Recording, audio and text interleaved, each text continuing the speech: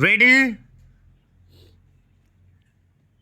सभापति महोदय, दूसरी बात मैं सांप्रदायिक दंगों के संबंध में कहना चाहता हूं। इन सांप्रदायिक दंगों से निश्चय ही हमारे देश की जो आंतरिक स्थिति है वह बिगड़ती जा रही है।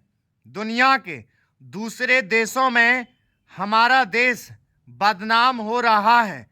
सबसे पहले मैं गृह मंत्री महोदय से कहना चाहता हूं कि अब जितने सांप्रदायिक दंगे हमारे देश में स्वतंत्रता के बाद हुए, गृह मंत्रालय इस बात की जानकारी ले कि इनका प्रारंभ कहां से होता है और कौन उनको प्रारंभ करता है। अगर इस देश का बहुमत उनको प्रारंभ करता है तब तो मेरा कहना यह है कि बड़ी कड़ाई के साथ उन पर काबू किया जाना चाहिए। लेकिन अगर दूसरे लोगों की तरफ से प्रारंभ होता है तो मैं समझता हूं कि उनके अंदर हिम्मत नहीं है।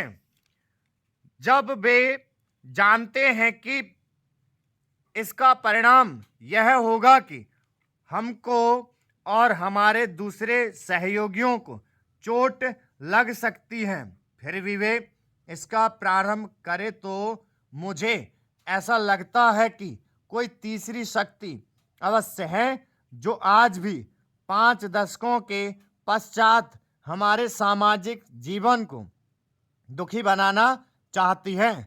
उदाहरण के लिए मैं एक ही बात कहना चाहता हूं। पहले गृह मंत्रालय जब अपनी वार्षिक रिपोर्ट प्रकाशित करता था तब उसमें बतलाया जाता था कि हमारे देश में दुनिया के किस किस देश के कितने नागरिक रह रहे हैं। लेकिन अब शायद जानबूझकर गृह मंत्रालय ने अपनी कमी को छिपाने के लिए इन आंकड़ों को देना बंद कर दिया है। लेकिन फिर भी प्रश्नों के उत्तर में कभी कभी कुछ इस प्रकार के आंकड़े सामने आ जाते हैं। अभी हाल में जब यहाँ पूछा गया कि हमारे देश में पाकिस्तान के कितने नागरिक ऐसे हैं जो पासपोर्ट लेकर रह रहे हैं, तब उत्तर में सरकार ने बतलाया कि इस समय पासपोर्ट के आधार पर भारत में रह रहे पाकिस्तानी नागरिकों की संख्या लगभग 217,000 है। अध्यक्ष महोदय, मैं आपकी आज्ञा से अपना बिल सदन के सामने विचार के लिए रखना चाहता हूं। मैंने इस बिल में एक बात कही है कि जो विदेशी धन गलत तरीके से हमारे देश में आता है उसके ऊपर कोई कड़ी निगरानी होनी चाहिए। मैंने इस बिल में यह भी कहा है कि कोई भी पार्टी, कोई भी संस्था, कोई भी आदमी अगर विदेशों से धन लेता है तो उसकी सूचना तुरंत सरकार को दी जानी चाहिए। उस आदमी या उस संस्था के लिए यह भी अनिवार्य हो कि उस राशि का पूरी तरह से लेखा जोखा रखे और 1 वर्ष के बाद उस राशि के खर्च का पूरा लेखा जोखा सरकार के पास भेजें ताकि सरकार को मालूम हो सके कि कितना धन विदेशों से आया तथा वह किस प्रकार खर्च हुआ। इस सदन में इस संबंध में अनेक बार बहस हो चुकी है।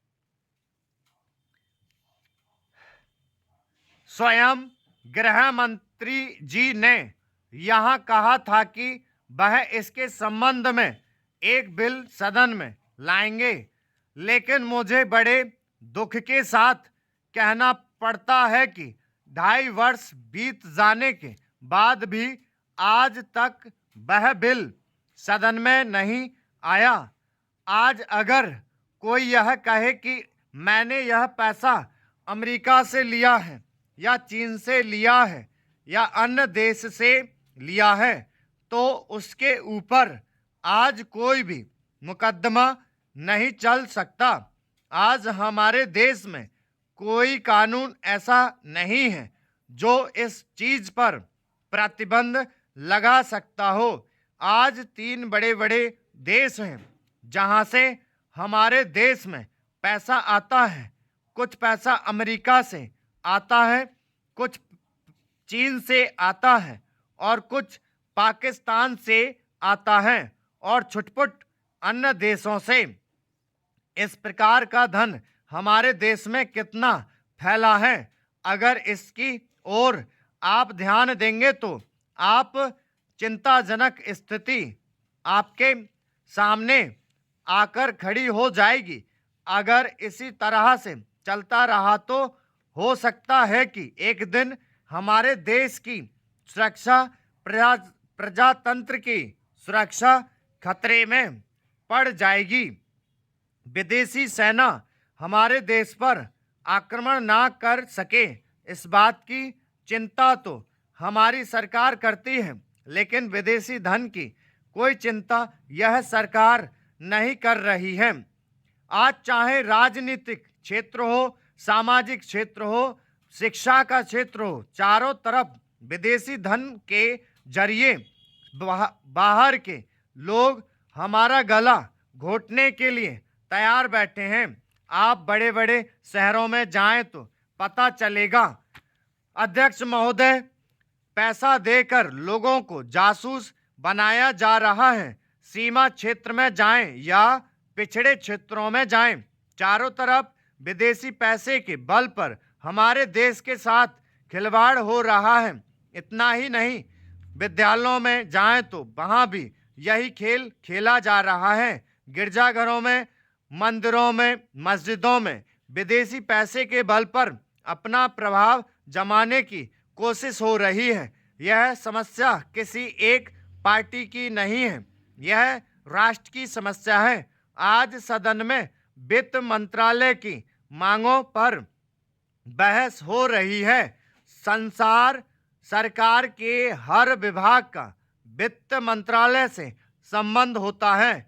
देश में जो प्रगति हुई है और हो रही है उसकी काफ़ी चर्चा हुई है। जो प्रगति हुई है वह चारों ओर दिखाई पड़ रही है। कम से कम रेल विभाग में तो काफ़ी प्रगति दिखाई पड़ रही है। रेलों में अब भीड़ कम होती है। बिजली का भी काफ़ी विकास हुआ है, लेकिन देहातों की तरफ हमारा जो दृष्टिकोण है उसको देखकर कुछ कष्ट होता है।